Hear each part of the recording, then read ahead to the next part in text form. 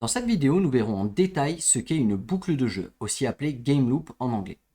Nous installerons ensuite le Starter Kit qui vous est fourni par Game Dev Ninja et qui implémente cette même boucle de jeu. Ce Starter Kit fournit aussi des fonctions comme la fonction distance que nous avons codée précédemment, ainsi que d'autres fonctions liées à la gestion des événements clavier de votre joueur. À la fin de cette vidéo, nous commencerons à utiliser les événements de ce clavier pour déplacer le logo de Game Dev Ninja à l'écran. Voici la représentation d'une boucle de jeu traditionnelle. Une boucle de jeu traditionnelle comprend trois fonctions. Une fonction d'initialisation, communément appelée load, une fonction de mise à jour, appelée update, ainsi qu'une fonction de dessin, appelée draw. Tout d'abord est appelée la fonction d'initialisation. Nous allons représenter par ce point rouge le process d'exécution de notre boucle de jeu. Donc tout d'abord est appelée la fonction d'initialisation, la fonction load. Cette fonction permet de créer les éléments du jeu, comme dans le cas du Pong que nous allons coder ensuite, la raquette de droite, la raquette de gauche, notre score du joueur 1 et du joueur 2, ainsi que la balle que vont s'échanger les deux joueurs. La fonction load aussi permet de charger les différentes images que nous aurions besoin éventuellement de charger. Une fois cette fonction exécutée, nous entrons dans la boucle de jeu. Nous voyons donc que la fonction d'initialisation ne sera plus jamais exécutée, et ensuite est appelée la fonction de mise à jour, appelée update. Dans cette fonction de mise à jour, nous vérifions les événements du clavier ainsi que de la souris. Nous mettons à jour en fonction de ces événements les positions de nos différents éléments. Par exemple, si j'appuie sur le bouton flèche haute de mon clavier, je veux que ma raquette se déplace vers le haut, et si j'appuie sur le bouton flèche bas de mon clavier, je veux que la raquette se déplace vers le bas. C'est aussi dans cette fonction de mise à jour que nous allons vérifier les éventuelles collisions. Par exemple, la collision entre la balle et les raquettes des deux joueurs, ou alors la collision entre la balle et les bords de l'écran. Nous mettrons donc, en cas de contact entre le bord de l'écran et la balle, notre score à jour.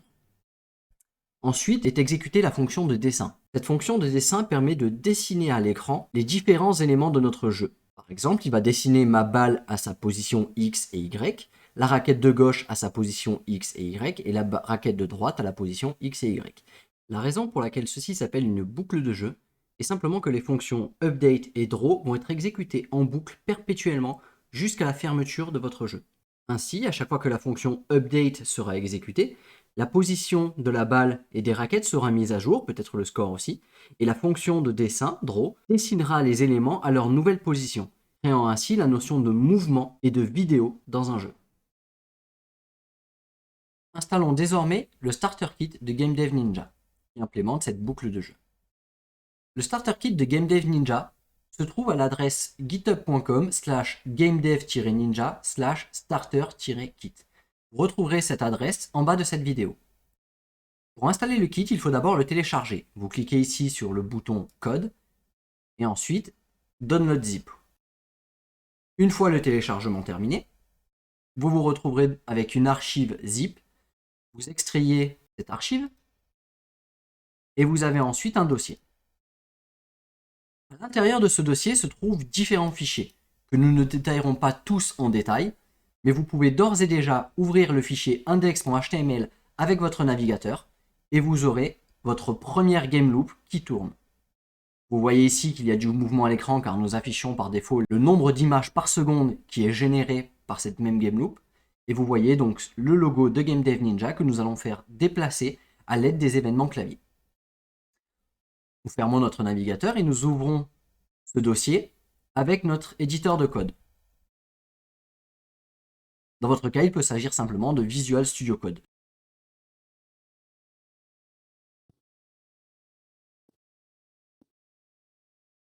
À l'ouverture de ce dossier dans votre éditeur de code, vous sera affiché généralement le fichier README. Le fichier qui nous intéresse le plus est le fichier script.js, qui comprend, comme détaillé précédemment, les données initiales de notre jeu, la fonction d'initialisation ici appelée loadGame, la fonction de mise à jour ici appelée updateGame et la fonction de dessin ici appelée drawGame. Ces trois fonctions sont appelées par la gameloop qui est implémentée par le fichier gameloop.js, qui n'est pas nécessaire de comprendre pour l'instant. Nous verrons en détail comment créer nous-mêmes notre propre gameloop plus tard. Ce qui va nous intéresser aujourd'hui, c'est de modifier la position à l'écran de notre logo. Nous avons donc un objet ici qui comprend l'image de notre logo, qui comprend la position sur l'axe horizontal de notre logo, et enfin la position sur l'axe vertical de notre logo. Nous allons voir comment modifier ces deux données pour modifier la position à l'écran de notre logo. Comme nous pouvons déjà le voir, la fonction drawGame ici dessine perpétuellement notre image à la position X et Y de notre logo. Il nous suffit donc de modifier selon les événements clavier de votre joueur la position X et Y de notre logo pour le voir se déplacer à l'écran. Pour ce faire, nous utiliserons donc une condition et nous utiliserons la fonction du starter kit qui s'appelle isKeyDown et qui prend en paramètre le nom de la touche qui doit être enfoncée pour retourner un booléen vrai. Dans notre cas, par exemple, nous voulons utiliser la touche flèche gauche de notre clavier qui a pour nom arrow left en JavaScript. Si cette condition est donc remplie, nous modifions la position X de notre logo pour lui retirer un pixel. Nous pouvons d'ores et déjà relancer notre jeu sur le navigateur et voir désormais que si nous appuyons sur la touche flèche gauche, notre logo se déplace vers la gauche. Implémentons désormais les autres touches de notre clavier. Donc la touche arrow right pour augmenter la position sur l'axe horizontal de notre logo. Rafraîchissons désormais dans notre navigateur et nous pouvons nous déplacer à droite comme à gauche. Nous dupliquons ce même code pour gérer les événements clavier de la touche arrow up et arrow down de notre clavier. Mais cette fois-ci, nous modifierons l'axe Y, c'est-à-dire l'axe vertical de notre logo. Rafraîchissons une dernière fois notre navigateur et nous voyons que nous pouvons nous déplacer sur les 4 axes à l'écran. Nous avons vu donc comment modifier des données, des objets de notre jeu. Voyons maintenant comment afficher de nouveaux objets à l'écran. Par exemple, ici donc est utilisée la fonction drawImage fournie par JavaScript pour afficher l'image de notre logo à sa position X et Y. Nous verrons en détail cette fonction drawImage plus tard quand nous nous servirons d'image dans nos jeux, ce qui n'est pas nécessaire pour l'instant pour coder le Pong. En revanche, nous pouvons d'ores et déjà afficher du texte. Nous pouvons par exemple afficher la position X et Y de notre logo à l'écran. Pour ceci, nous utiliserons la fonction fillText fournie par JavaScript. Nous voulons donc afficher le texte X suivi de 2 points et enfin la position X de notre logo. Et nous devons donner à cette fonction en tant que paramètre la position à l'écran où nous voulons afficher ce texte. Par exemple, nous voulons l'afficher à une coordonnée horizontale de 5 et une coordonnée verticale de 10. Nous dupliquons ce même code pour afficher la coordonnée Y de notre logo et nous allons simplement déplacer le texte de 10 pixels vers le bas. Nous afficherons donc la coordonnée Y à 20 pixels à l'écran. Rafraîchissons désormais notre navigateur. On voit que les textes se chevauchent, donc on va modifier les coordonnées à l'écran, 30 et 50. Et désormais, on peut voir donc les coordonnées X et Y de notre logo.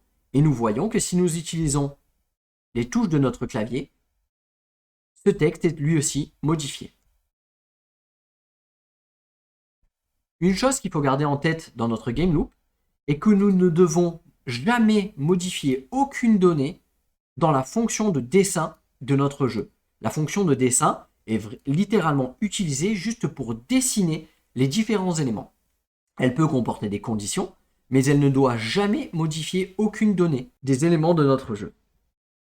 Les modifications des données de notre jeu doivent se faire impérativement dans Update Game.